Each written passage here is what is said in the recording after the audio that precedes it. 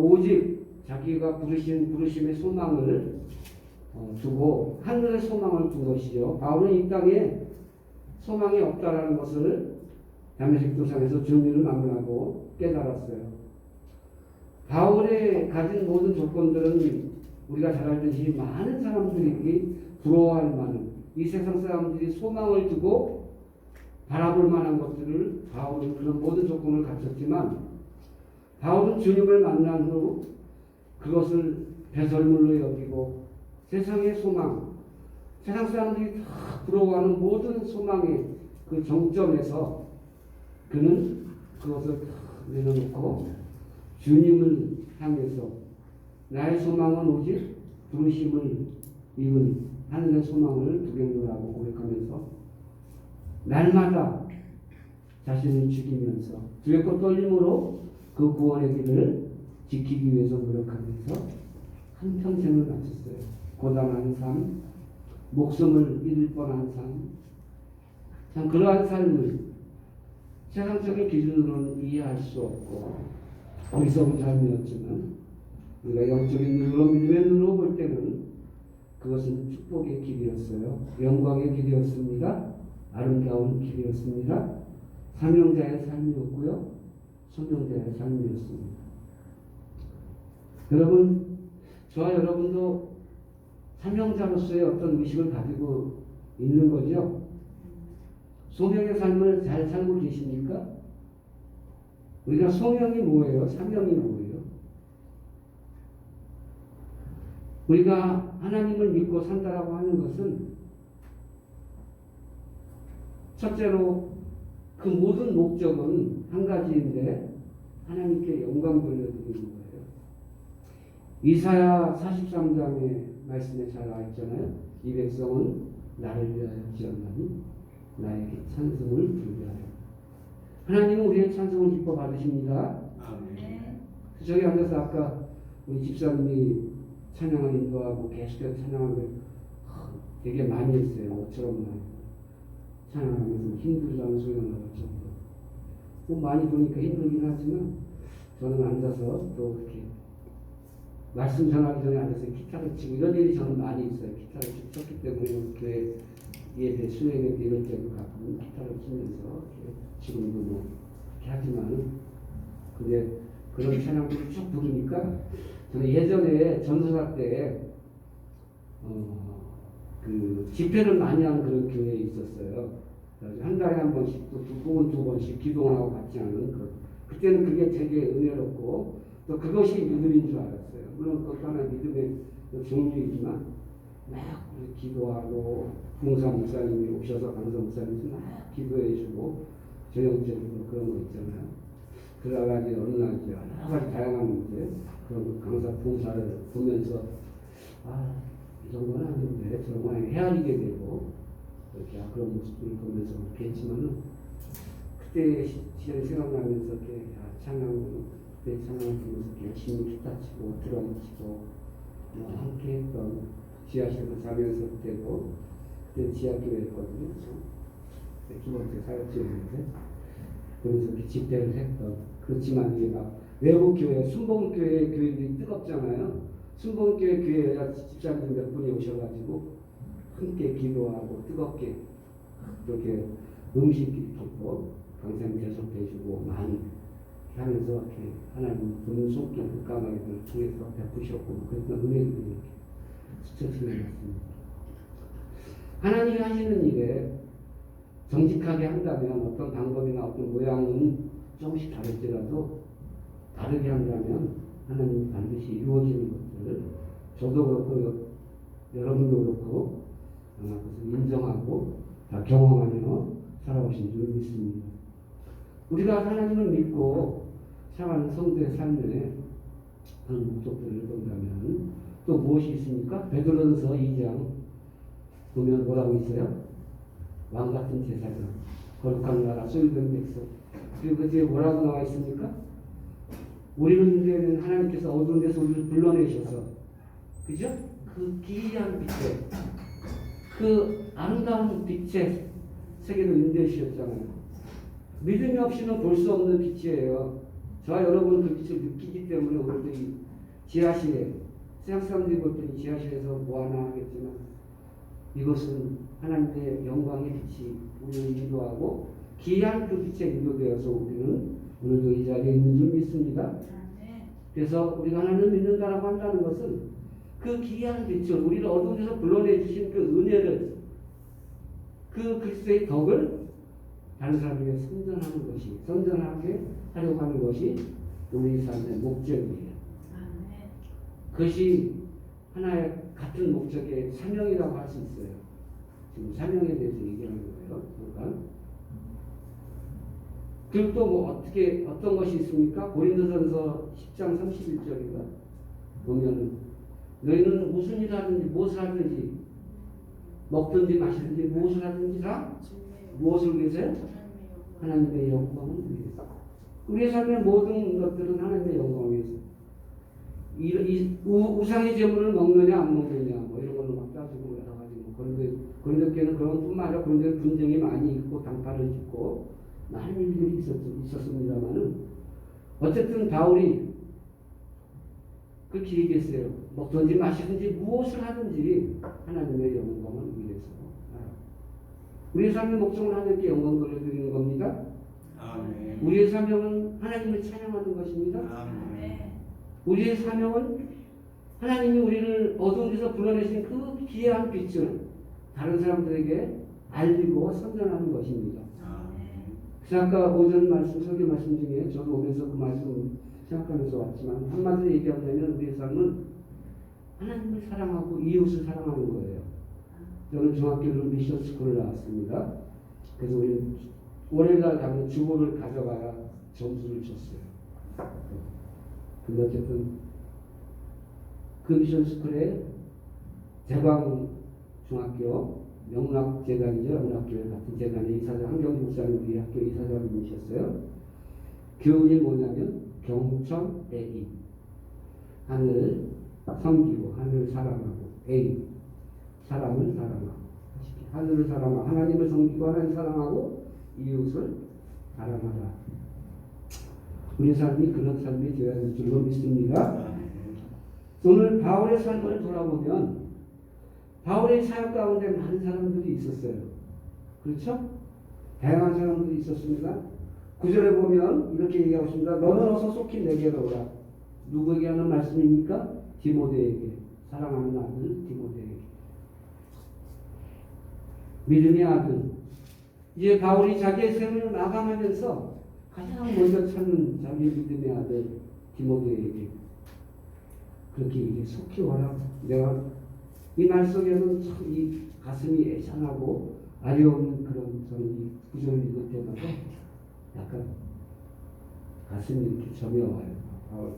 그노 사도가 이제 죽음을 앞두고 자기의 생을 정리하면서 이제 사랑하는 믿음의 아들 디모데를 보고 싶어서 부르면서 믿음의 유언을 나누게 부르면서 속히 와라.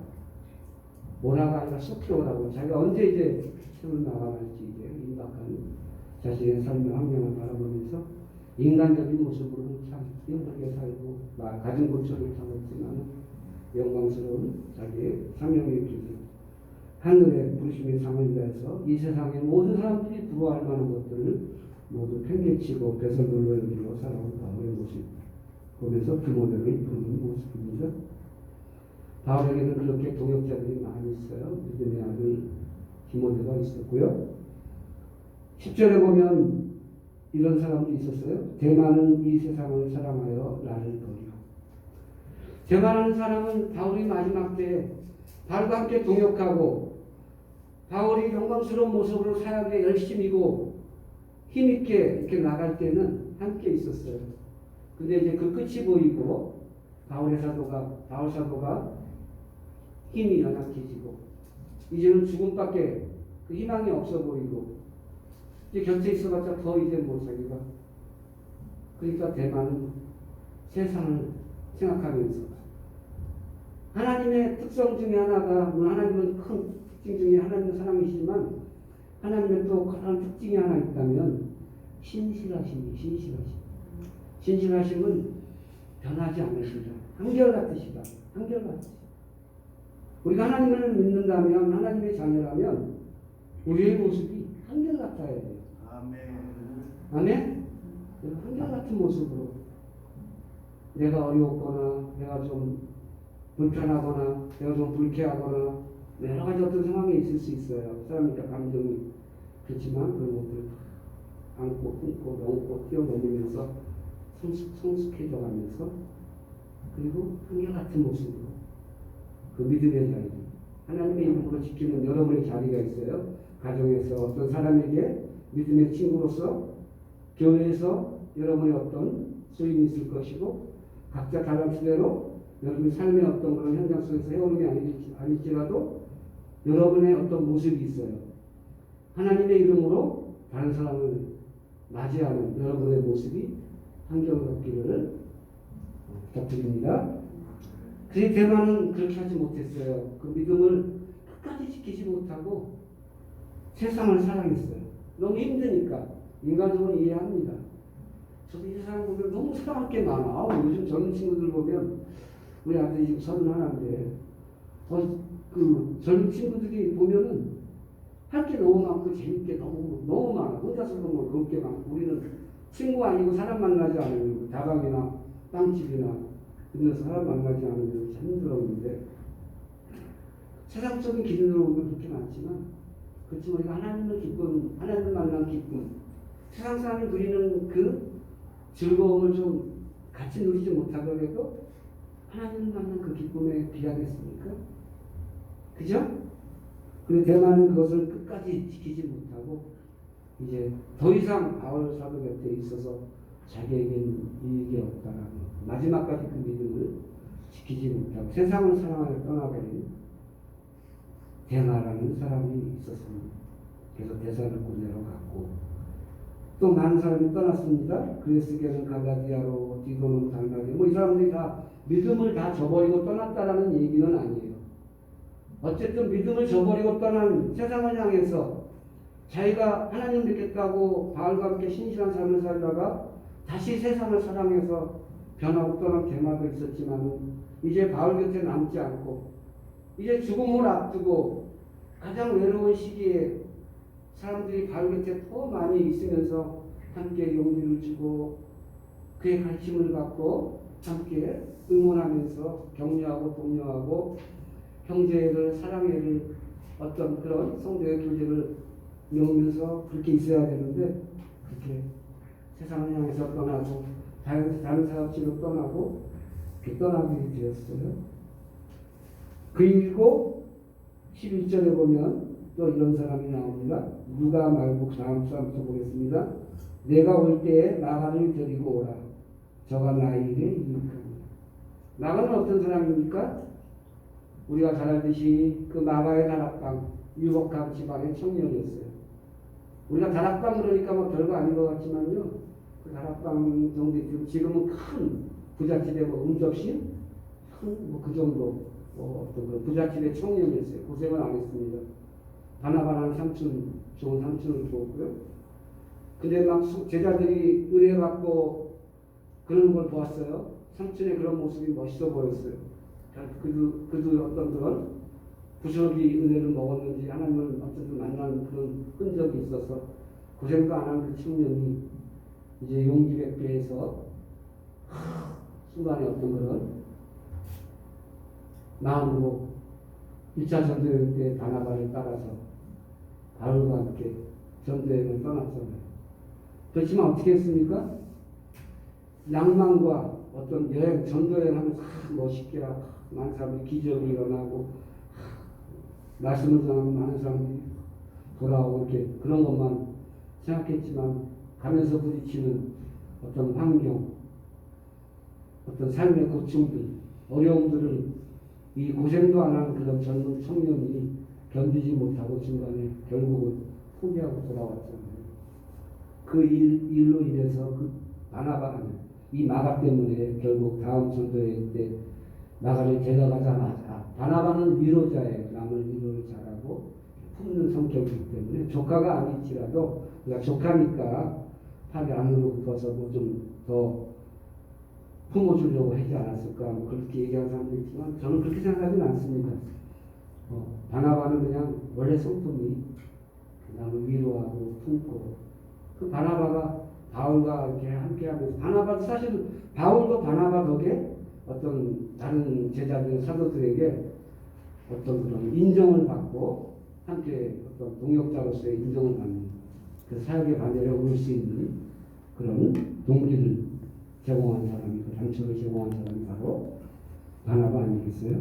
바나바가 이 마가를 데려가는 일에 바울 사도는 냉철하게 분석해서 아직은 때가 아니니까 안 된다라고 해서 그 일로 인해서 바나바 바울이 갈라서 저는 그래서 불필요한 상상이지만 바울과 바나바가 그렇게 의견을 달리하지 않고 끝까지 함께 했더라면 얼마나 또 어떤 일이 있었을까 또 다른 것 우리가 다른 사도행전의 내용들이 좀 다른 방향으로 흘러가지 않았을까 이렇게 그렇지만 그 가운데서 하나님께서 바나바는 그것까지 또 바울은 바울대로 이렇게 하나님께 쓰시고자 하는 그런 일들이 있었기 때문에 그렇게 되었지만 그렇게 포기하고 바울이 내쳤던 너는 안 돼! 라고 잘랐던 그 나가를 지금 찾고 있어요. 뭐라고 쳤습니까?